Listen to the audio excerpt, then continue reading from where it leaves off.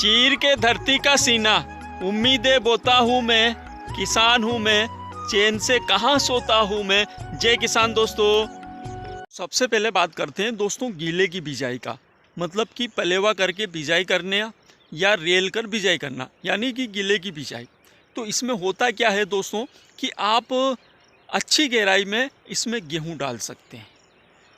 अगर आप अच्छी गहराई पे गेहूँ डाल देंगे तो इससे होगा क्या कि आपको यहाँ बेनिफिट ये है कि एक तो आपको आखिरी में अगर एक पानी की अगर आपको कमी भी लग गई तो वो सहन कर जाएंगे, क्योंकि आप इतनी गहराई में भी अगर गेहूँ डालते हैं तो भी जर्मिनेशन हो जाता है दोस्तों गीले की बिजाई में। अब सूखे की बिजाई में आप ये 2 या 3 इंच, इससे ज़्यादा आप डाल नहीं सकते। यहाँ पर एक बेथिया इतनी गहराई में भी अगर आप बिजाई करते हैं तो भी जर्मिनेशन हो जाएगा। और इसका फ़ायदा आपको वहाँ मिलेगा आखिर में, जबकि अगर पानी की समस्याएं आती हैं। तो सबसे पहले तो जिन किसान भाइयों के पास पानी की कमी है वो रिलाई कर कर ही बिजाई करें और उसको गेहूं को थोड़ा गहराई में डालें, उधर आपको आखिरी में इसका फ़ायदा मिल जाएगा दोस्तों।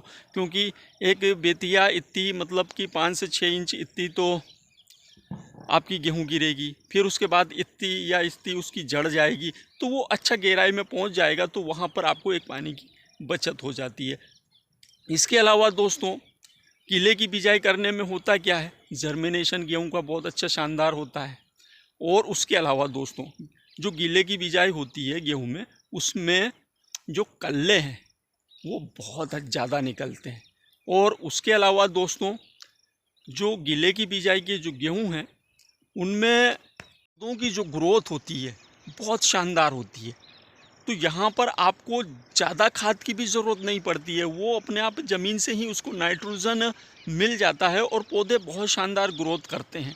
तो यहाँ पर मतलब गीले की बिजाई के गेहूं में और सूखे की बिजाई के गेहूं में आपको बहुत अंतर दिखेगा दोस्तों, दोनों की ग्रोथ में काफ़ी अंतर होता है। तो पौधे आपके ग्रोथ कर रहे हैं, आपको खाद की भी कम ज़रूरत पड़ रही है। तो जो गीले की बिजाई है इसमें अपन को एक तो फुटाव अच्छा मिल रहा है, पानी की बचत हो रही है, उसके अलावा पौधों की ग्रोथ अच्छी है।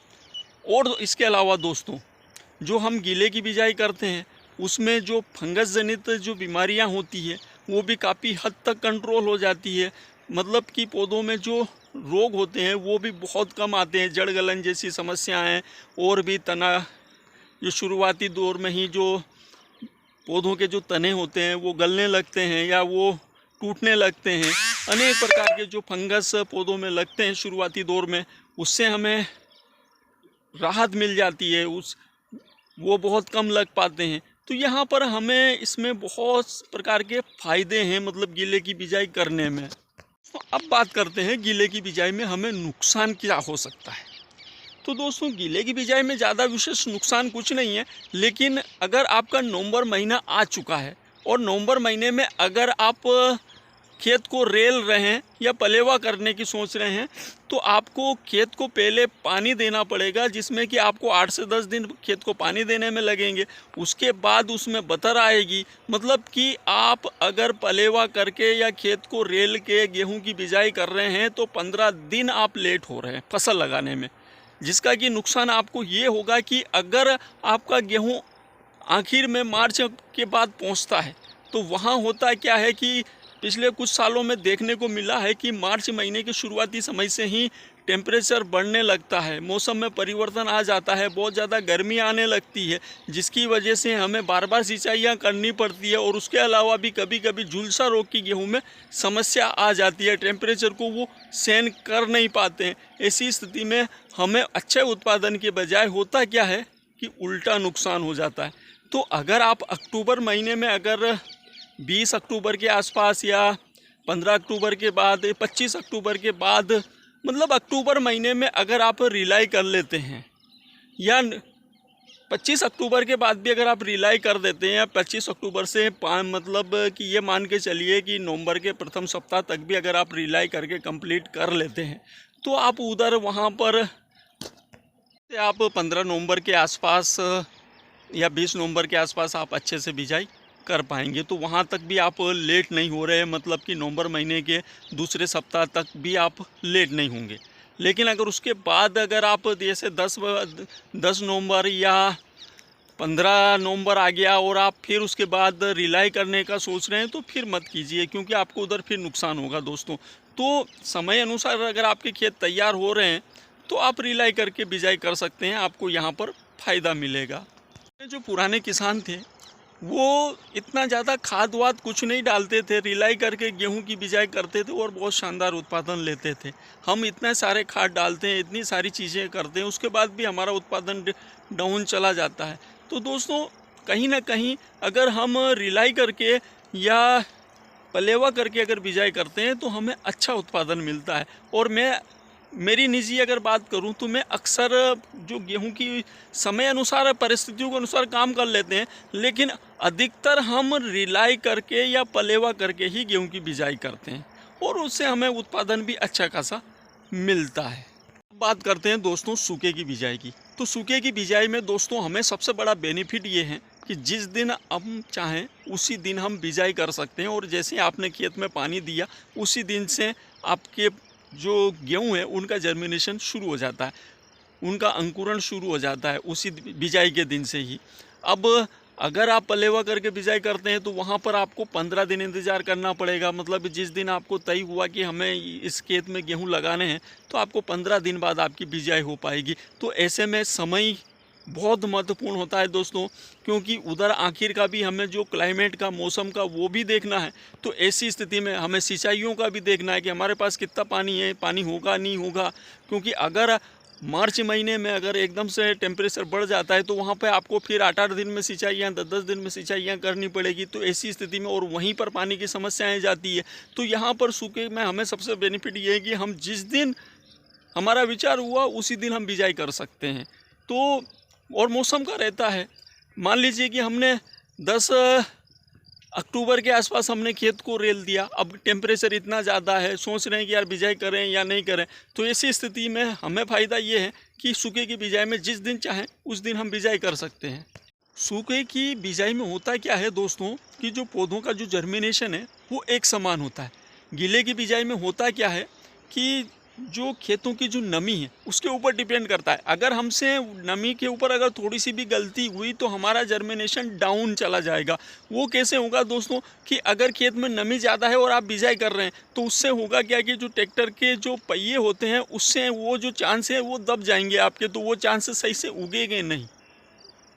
उसके अलावा नमी बहुत ज़्यादा कम हो गई, क्योंकि खेत को आपको पूरे खेत को रेलने में 10 से 12 दिन का समय लगा, या बड़ा खेत है तो उससे ज़्यादा समय लगेगा। ऐसी स्थिति में परिस्थितियों में होता क्या है कि जर्मिनेशन सही साट नहीं बैठ पाता है। तो यहाँ पर हमें नमी का पूरा ध्यान रखना पड़ता है। अगर आप पलेवा करके अगर बिजाई कर रहे हैं तो पूरा खेल नमी का है कि सही साट जो नमी रहे, या नमी कितनी कम करनी है या कितनी ज़्यादा रखनी है या क्या करना है, वो पूरा नमी के ऊपर डिपेंड करता है। अगर आपने नमी बहुत ज़्यादा कम हो गई उसके बाद बिजाई करी तो भी जर्मिनेशन कम होगा, नमी ज़्यादा है बिजाई करोगे तो यहाँ सूखे में हमें फ़ायदा ये है कि जर्मिनेशन हमारा एक समान जाएगा। उसके अलावा दोस्तों सूखे की बिजाई में हम जितने प्रकार के खाद चाहें सब इसी में फेंक कर दे सकते हैं, ऊपर से फेंक कर भी दे सकते हैं, एक ही बात है। तो यहाँ पर हमें अच्छा बेनिफिट है सूखे की बिजाई करने का भी। और सूखे की बिजाई करने में कुछ वेराइटियाँ ऐसी है जिनमें कि फुटाव अगर कम आ पाया या हमारे खेत कमज़ोर हैं उनमें फुटाव नहीं आ रहा तो हम 20 दर ज़्यादा कर देते हैं, तो हमारी जो पूरी जगह है वो कवर हो जाती है।